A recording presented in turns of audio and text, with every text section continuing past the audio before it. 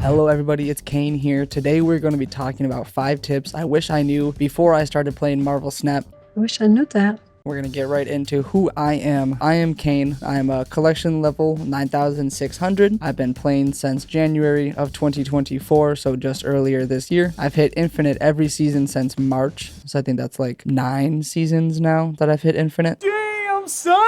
I'm a dolphin in the game, so I've bought the season pass. I think every season since April, I've gotten the season pass, or maybe May, either one. I'm new to content creation. I've been playing Marvel Snap, like I said, since January, but I've only been making Marvel Snap content for the last couple weeks here. Overall, though, I'm a big fan of strategy games. I love Marvel Snap. I think it's the most fun, and so I wanted to hop on and share some tips and tricks for some beginning players, because I know there are a decent amount of beginner players out there, and the beginner guides aren't necessarily the greatest right now. So we're going to get straight into tip number 1, how to maximize your collection level. I don't exactly know how to phrase this. I don't know how to say it the best, but unupgraded cards are a waste. You want to have all of your cards to uncommon at least, because when you spend 25 credits, you get 1 collection level, as opposed to spending 100 credits and getting 4, or 50 credits and getting 2. You just get, it's a 1-to-1. It's so hard to explain the math. My brother explained it in a much better way than I did. My brother does it all the time. But basically, if you have common cards with a gray border, you want to get rid of that gray border, and you want to make sure it has a green border. That's the fastest way to efficiently climb with your collection level. It feels like the slowest way because you're just getting, 1 level, but it's the most economical. And then kind of in a similar vein, don't save up your boosters. So if I have 155 Squirrel Girl boosters,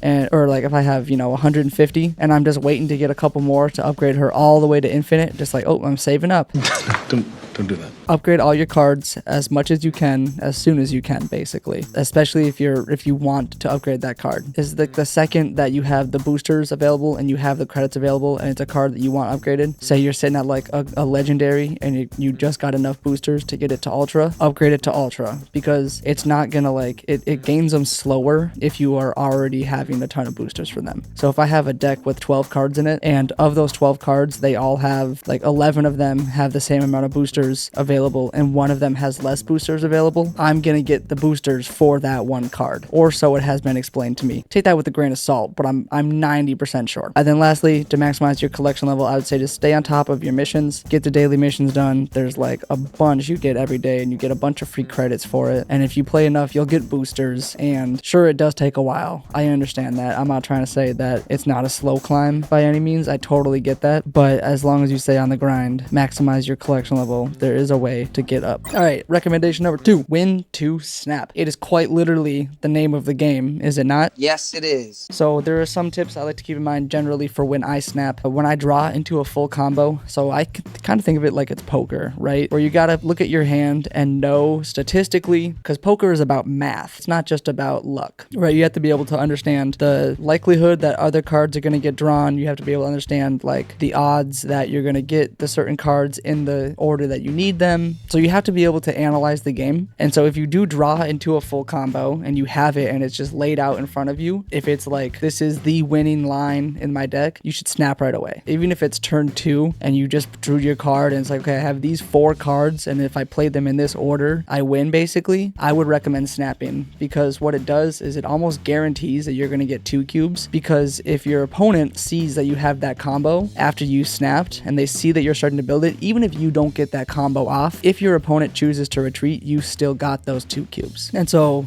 I should switch these ones. Early snaps signals confidence. So if you want to show your opponent that you're not messing around, snap on the earlier turns. But that being said, don't expect your opponent to just retreat, because a lot of times people will snap early on thinking that they have something when in reality they don't. And then if your opponent makes a major mistake, just snap on that. I'd snap it up if I were you. If they're doing something, if they had a combo piece going and they broke it, or if a location does something that really messes up your opponent, Snap. and force a little bit of pressure on them, because a lot of times they'll think they can get away with, especially with like location variants. If there's a location that messes up your, like a danger room, that messes up your opponent, Yes, you know what I'm about to say. I would say never snap on turn 6. That would be my like major recommendation. It feels like a waste because your opponent's probably just going to retreat and you lose out on however many cubes you would have gotten.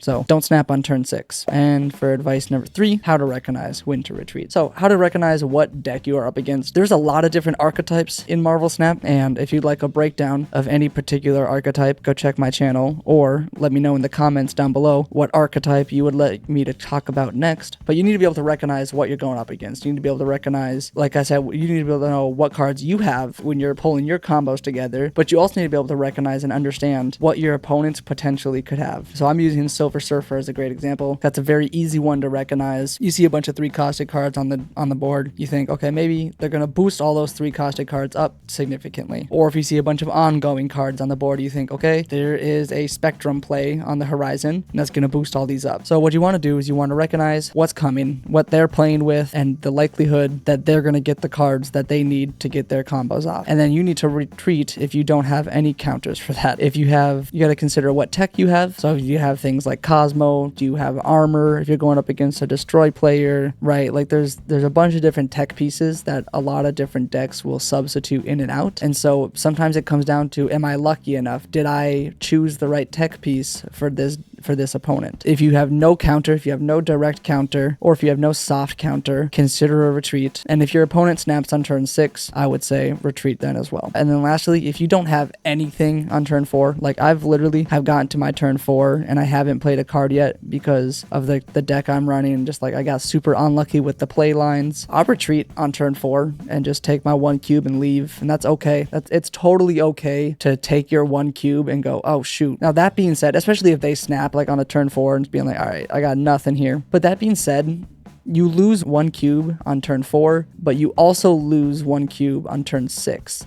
So if your opponent hasn't snapped yet and you're just waiting, maybe wait it out. Even if you don't have anything, just wait it out. And then if your opponent does snap, I would say that's when you should retreat. Tip 4, buying variants. So I didn't know this when I first started the game, and I didn't buy anything. Like I said, I didn't spend money on the game up until recently. Like I bought the season passes from, I think it was May on. And then this past month is when I bought my first bundles. So up until recently, I haven't even bought bundles. So I was like free to play for the first 8 months of my 9 months I played. But I didn't know that when you get variants, you want to start collecting albums. I pulled up an example on the screen here, the Peaches for Me album. So basically there are going to be X amount of cards, usually 12 cards in an album. It's usually 12. Some of them have like 9 or some like weird amount because of their like a character album. But the Peaches for Me one has 12, and all of them will have like a rewards tracker within it up here on like the left side, and then they'll all have 4 or more or less rewards. About 4. I think they all have 4. They all have 4 things that you can collect once you gather all the variants. So it's pretty simple. If you get 3 of the 12 variants, you get in this collection, you get the first reward. If you get the next 3, you get the next reward, so on and so forth. And so when you're looking for variants, if you do buy variants in the game, whether it's with your money or with gold or whatever, look for ones that have albums and try and maximize the rewards you can get. Sometimes the albums will give you credits. Sometimes the albums will give you spotlight keys. They'll give you a lot of really good stuff. Don't gamble.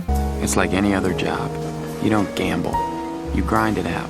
In the store, there's like the $800 variant, like premium mystery variant. That's not worth it. That's not worth your money. Just buy a 700 gold, an 800 gold mystery variant. But you can just buy a 700 gold and get a specific one that you know is going to be in an album that you can add to a collection and gather some more rewards from. So look for albums. There's always a little signal next to a card in the store if it's part of an album, and you can click on that to see the album. It's very nice. Then lastly for this one, if you're going to buy anything in this game, be smart with your money. It is a mobile game at the end of the day. It's on a screen. It is not real. If you are spending your money on this game, be smart about where your resources are going and try and maximize what your money is getting for you. There are some ways in this game that you spend money and it's like, that's a good value. Like the season pass, great value, right? You get a lot out of that. But there are some bundles and stuff where it's just like, you should never buy those. That's too expensive. I know. So you just got to be smart with your money and be discerning. And my final tip of the day is to enjoy your deck. I know everyone says this, but it really makes a difference. You have to enjoy the deck you're playing, because if you want to climb in this game, if you want to be good, you're going to have to play a lot. You don't get to play 5 games a day and call it good and then go, that's it. If you want to get to infinite, if you're serious about hitting infinite, you have to spend some time with your deck. So it's okay to specialize and prioritize. It's okay if you're a low collection collection level and you only have a few cards that you can make a specific deck with, or if you want to target a few cards in a certain spotlight week to make a specific deck, it's okay to specialize and prioritize. You don't need to have every single card for every single archetype. Again, if you watch my videos and stuff, you'll see that like a lot of these archetypes do have substitutable cards in them. Kind of in the same vein as that, enjoyable games are easier to win. If you like the deck that you're playing, if you're having a good time, you'll oftentimes pay more attention to the game. This isn't like a subconscious like, oh yeah, enjoyable games are just easier to win because you say so. Like if you're just paying more attention to the game, if you are invested in it emotionally, if you actually care about it, like I feel like I'm protecting something when I'm playing a deck that I care about. But if I'm playing Arishem, I don't care. I lose with Arishem all the time because I just don't care. So enjoyable games are a lot easier to win, and they're a lot more enjoyable to like play back to back. Enjoy the game.